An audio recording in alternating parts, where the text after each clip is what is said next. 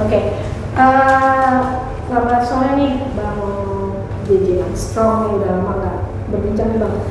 Bang, sedikit dong Bang, ini lagi ramai di media sosial, banyak yang mengetuk bahwa kok media sosial dari MM sendiri tidak disita atau tidak ditutup, karena kan media sosial itu kan sempat dia gunakan untuk bercuap-cuap, untuk menyindir sana dan sini begitu Bang.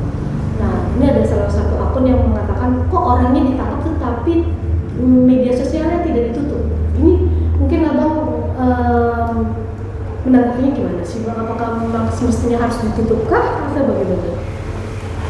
Kalau kita bicara masalah hukum, seharusnya kalau memang ada perkembangan berita demikian, seharusnya tidak diperbolehkan, tidak diperkenankan. Karena kita tahu bahwa Nikita Mirzani itu kan dikenai pasal konsentrasinya itu pasal 27B ayat 2 dan pasal 45 ayat 10 Undang-Undang ITE. Karena ini salah satu pasal dari pasal berlapis ya. Jadi karena itu dikenain mengenai pasal tersebut yang terkait dengan dunia maya, dan pada kenyataannya ketika Nikita sudah menjadi tersangka dan ditahan, kita juga bertanya-tanya tentang adanya media sosial yang dimiliki secara sah oleh Nikita itu masih eksis, ya kan? Karena kita kan tahu kalau kita dalam hal bicara tentang hukum, ya itu perspektif hukum ya. Orang ditahan itu kan salah satunya alasannya karena dikhawatirkan menghilangkan barang bukti, ya kan. Jadi kalau kenyataannya media sosial salah satunya itu masih eksis dan aktif, entah itu bicara masalah tentang bisnis atau bicara tentang masalah yang di luar dari hal tersebut, sebenarnya itu tidak diperbolehkan. Dan pihak kepolisian seharusnya juga harus cermat untuk hal tersebut. Kenapa saya katakan demikian? Misalnya saya kasih ambil contoh supaya saya bicara itu tidak imajiner ya, artinya tidak mengada-ngada. Saya akan buktikan bahwa kenyataannya media sosial yang dimiliki oleh Nikita Mirzani itu kenyataan masih eksis. Misalnya saya kasih contoh, nah mengenai media sosial yang tertera saya tampilkan ini. Nah ini kan sebenarnya nggak diperkenankan, nggak diperbolehkan. Karena ini adalah salah satu bukti yang harus disita oleh pihak kepolisian. Paling tidak media sosial tersebut untuk sementara dibekukan, ya kan? Nah karena dikhawatirkan nanti menjadi bias barang bukti tersebut. Saya rasa sih untuk pertanyaan itu jawabannya demikian. Berarti supaya bukti tidak hilang gitu ya Bang di media sosial? Oh iya, karena itu alasan penahanan salah satunya selain melarikan diri, mengulangi perbuatan, tentunya juga dikhawatirkan menghilangkan barang bukti. Nah lalu pas kemarin penangkapan kan juga ramai Bang adanya dokter Oki dan dokter detektif ya, dan banyak masyarakat yang mempertanyakan ini kan kurang lebih ada campur tangan dari dokter Oki, tetapi kok dokter Oki tidak Gimana nggak jelas. Ini kan lagi ramai kemarin pas penangkapan, pemanggilan Nikita Mirzani ada dokter Oki dan dokter detektif. Tapi banyak yang menanyakan, kok dokter Oki sendiri tidak ditahan? Karena kan di media sosial ramai karena ada campur tangan mengenalkan itu dari dokter Oki. Nah, itu kan banyak dipertanyakan, ini gimana sih Bang? Mungkin apakah memang dokter Oki bisa dikatakan kemungkinan tidak bersalahkah, atau seperti apa mungkin pandangan Abang?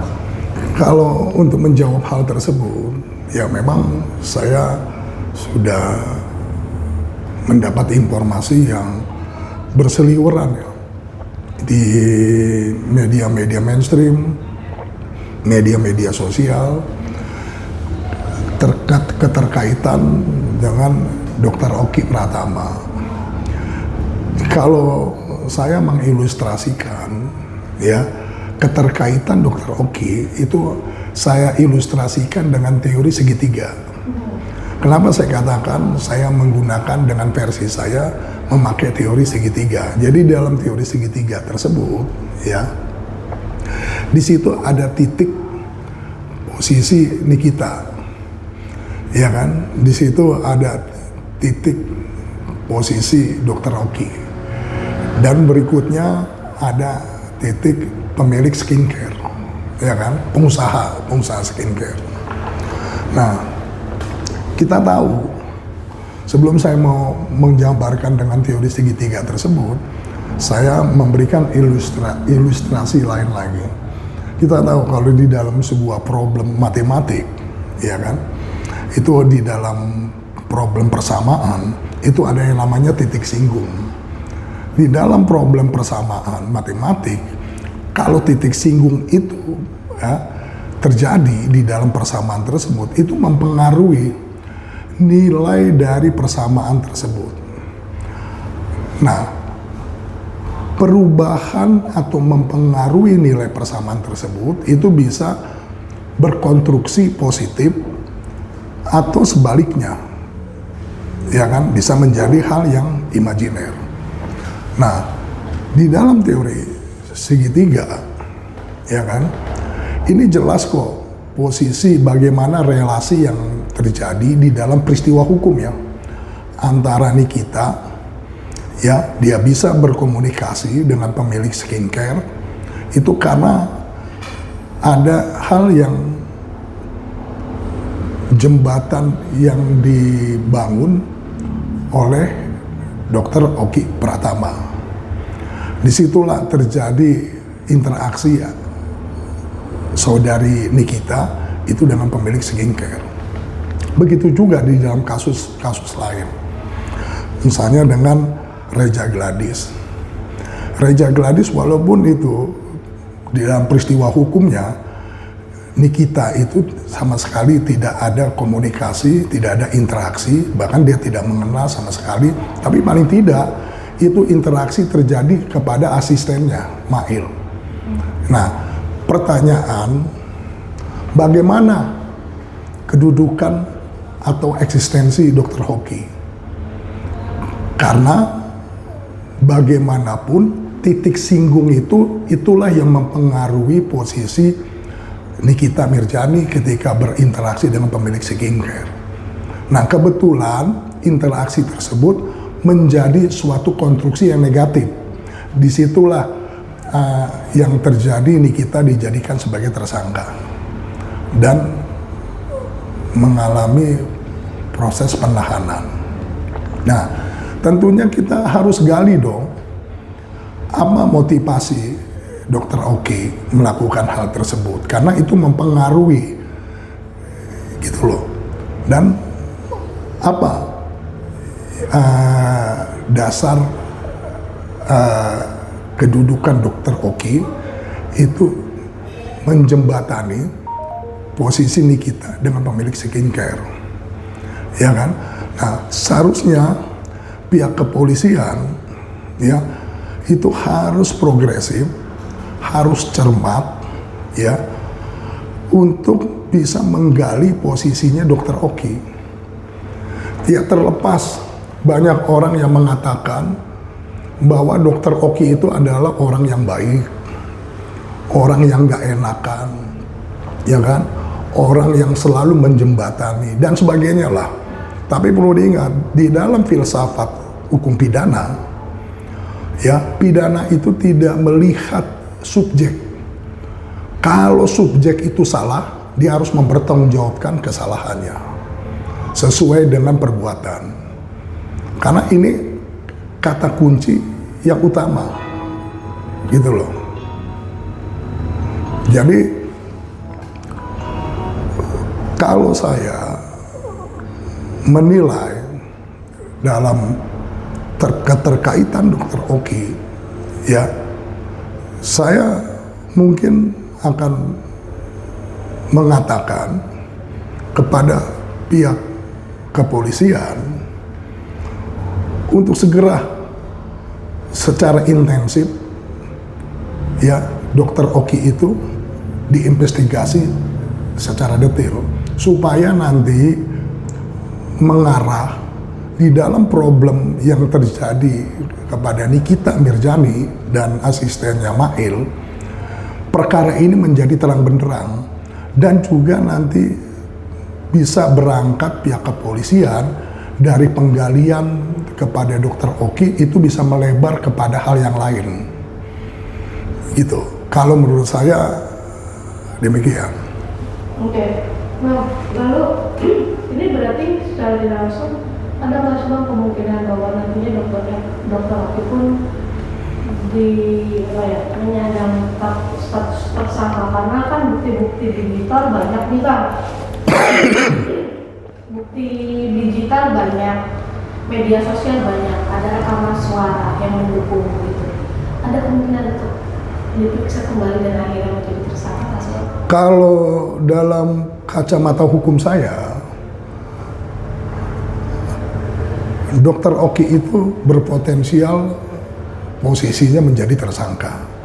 Karena saya katakan begini ya, sebelum saya menjawab lebih lebar dari hal statement atau premis yang saya buat tadi, kita tahu kok bahwa di dalam konteks aturan BPOM, di dalam konteks aturan BPOM terkait tentang kosmetika, ya, itu ada empat hal yang fundamental yang kita harus pahami, terutama pengusaha skincare ya. Pertama, pengusaha skincare itu dia harus patuh terhadap yang namanya persyaratan bahan kosmetika. Kedua, pengusaha skincare dia harus taat terhadap bagaimana cara pembuatan kosmetika. Yang ketiga, pengusaha skincare itu harus taat yang bagaimana posisi produknya mengenai keterkaitan izin edar. Dan yang terakhir, pengusaha skincare itu harus paham dengan yang namanya pengawasan. Nah, kita terkait dengan persoalan masalah tentang pengawasan. Pengawasan di sini yang dimaksud di dalam aturan BPOM, ya, itu jelas kok. Di situ ada ketentuan, ya, bahwa produk, ya, itu diawasi oleh BPOM sebelum produk itu dipasarkan, pre-market ya, dan setelah produk itu dipasarkan, post-market, ya kan? Nah, implikasi dari mengenai free market dan post-market, masyarakat itu diperbolehkan untuk melakukan suatu pelaporan terhadap mengenai tentang iklan kosmetika, penandaan kosmetika, dan sebagainya lah. Nah, keterkaitan mengenai pengawasan tersebut, ya kan, yang berhak untuk melakukan review itu adalah orang yang mempunyai kapasitas, ya, dia mempunyai kedudukan hukum yang sah, baik dari produsen maupun dari instansi, yaitu BPOM. Jadi di luar dari hal tersebut, ya, itu tidak diperkenankan kalau kita bicara tertib dan patuh terhadap aturan BPOM tentang kosmetika. Karena di situ sudah ada peraturan BPOM, jelas sekali di situ mengenai peraturan BPOM nomor 23 tahun 2019 itu tentang pedoman bahan teknis kosmetika. Itu diuraikan di dalam peraturan tersebut secara detail, jelas banget. Begitu juga ada peraturan BPOM nomor 31 tahun 2020 tentang pedoman bagaimana cara pembuatan kosmetika yang baik. Itu jelas. Kalau dibaca, kalau Anda membaca, itu jelas banget bagaimana mengenai kriterianya di situ. Cara pembuatan kosmetika yang baik. Berikutnya, itu juga ada yang namanya peraturan BPOM ya, nomor 16 tahun 2024. Itu tentang persyaratan keamanan dan pengujian bahan kosmetika. Di situ ada ketentuan prasyarat dan di situ juga ada pengujian laboratorium yang memang itu diperuntukkan ya untuk produk yang pre-market dan post-market. Nah, berikutnya itu ada peraturan BPOM nomor 18 tahun 2024 ya, itu tentang mengenai pedoman dokumen informasi produk kosmetika. Jadi di situ semua ada informasi mengenai tentang bagaimana kosmetika itu. Ya kan, di luar dari hal tersebut itu ilegal. Nah, baru yang terakhir ya, itu peraturan BPOM nomor 19 tahun 2024 itu tentang penandaan promosi dan iklan kosmetika. Jadi peran kita kembalikan dari semua aturan-aturan yang sudah saya uraikan tadi. Sekarang kita merucut kepada mengenai tentang peran Dr. Oki Pratama yang merekomendasi kepada saudari Nikita Mirjani untuk berinteraksi dengan pemilik skincare. Ini kan sama halnya kalau kita analisa, ini sangat irasional gitu loh. Karena apa kedudukannya posisi Dr. Oki ya mempunyai daya kemampuan untuk merekomendasi Nikita Mirjani. Itu sudah menyalahi dari apa yang saya uraikan di dalam peraturan tersebut BPOM. Makanya kalau ditanya bagaimana potensial Dr. Oki, saya katakan dalam kasus teori segitiga ya, dalam teori segitiga yang saya uraikan tadi, bahwa Dr. Oki Pratama berpotensial menjadi tersangka. Saya rasa demikian. Oke. Nah, Bang, tapi kan bisa dikatakan lain, kemarin juga lawyer dari Dr. Oki mengatakan bahwa ini mungkin isu karena mafia skincare, gitu Bang. Nah, dan Bang sendiri tadi menegaskan bahwa ini adalah sebuah sindikat, diduga adanya sindikat. Nah, mungkin apa ini menjadi salah satu pengalian isu juga Bang dengan munculnya dari Dr. Oki memiliki pendampingan dari seorang kuasa hukum gitu Bang. Ya, oke. Saya jelaskan, kita juga harus paham dulu secara fundamental apa sih bedanya istilah atau makna mafia dengan istilah makna makna sindikat.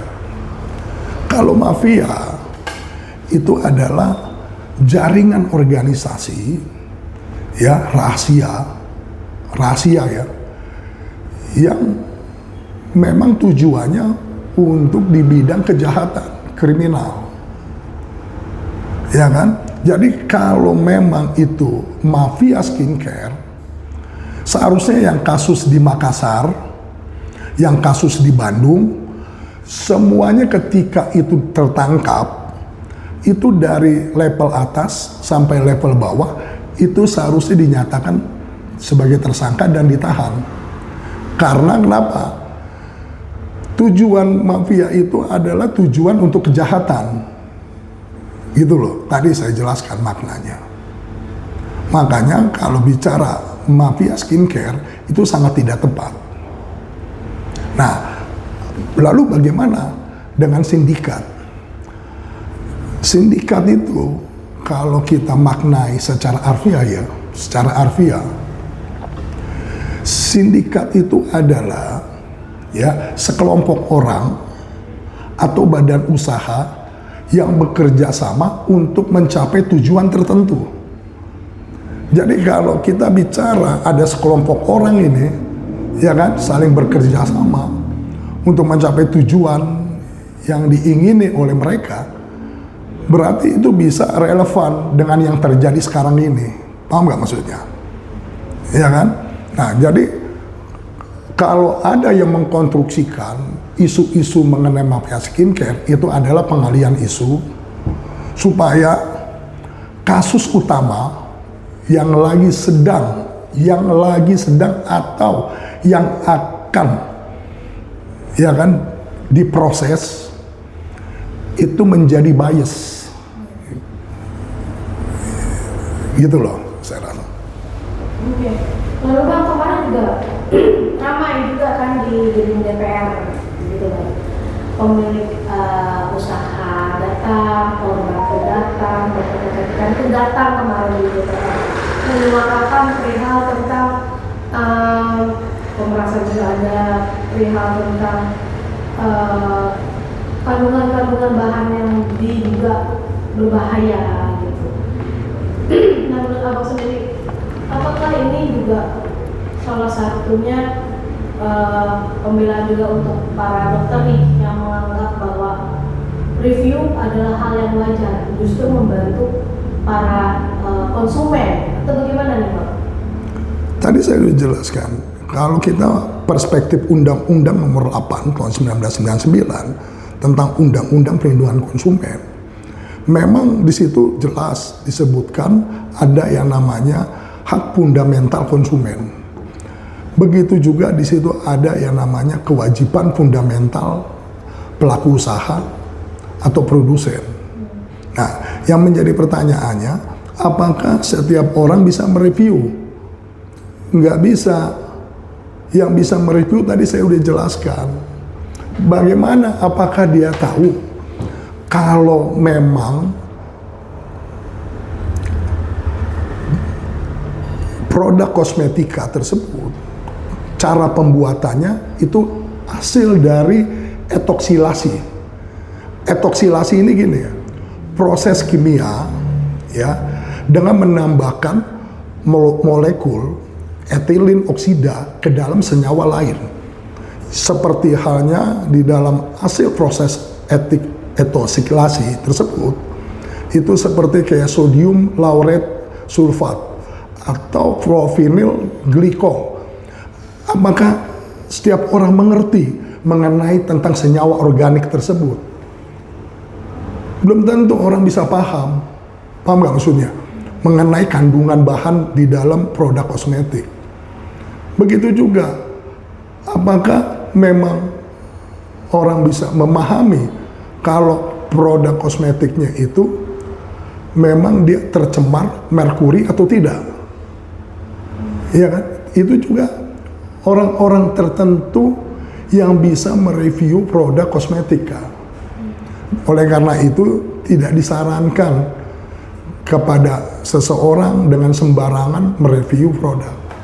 Kecuali dia mendapatkan endorse itu dari pelaku usaha atau produsen, atau memang yang mereview tersebut adalah instansi BPOM.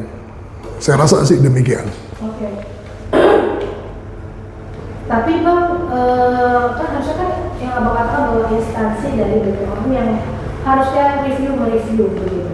Tapi kan ini kan dokter kecantikan mereview di media sosial, TikTok pun ada, Instagram pun ada. Apakah ini harusnya juga ada tindakan tegas dari BPOM untuk melarang para dokter kecantikan mereview produk-produk yang secara bebas? Nah, inilah pelajaran yang sangat berguna bagi BPOM ya.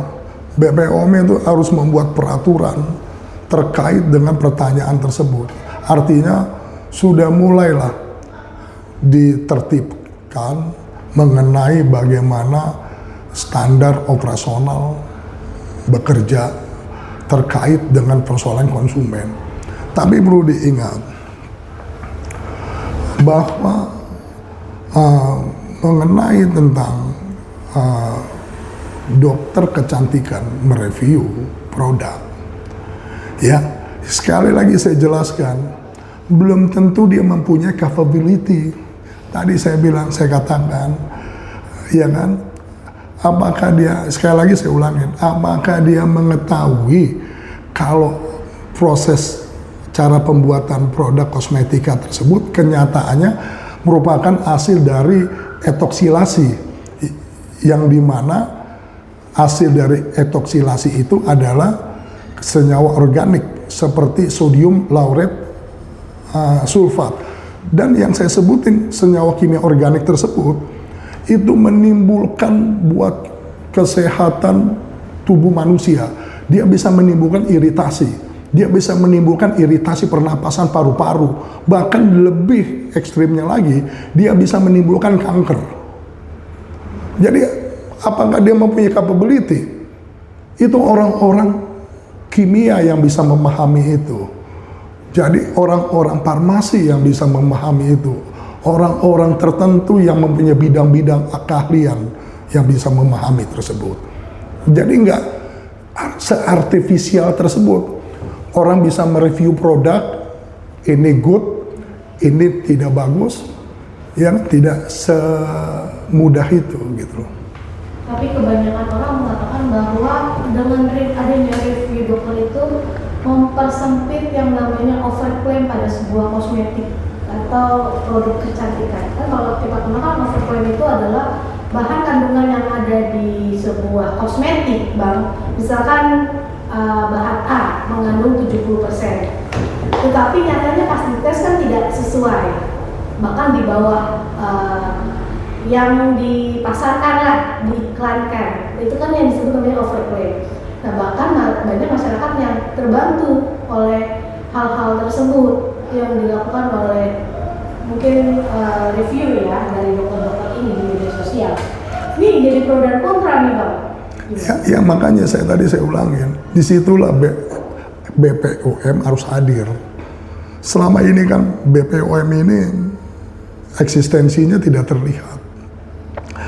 Kalau kita bicara masalah overclaim, ya kan, tentunya yang bisa mendeteksi hal tersebut, ya, itu adalah orang-orang yang mempunyai keahlian-keahlian tertentu juga.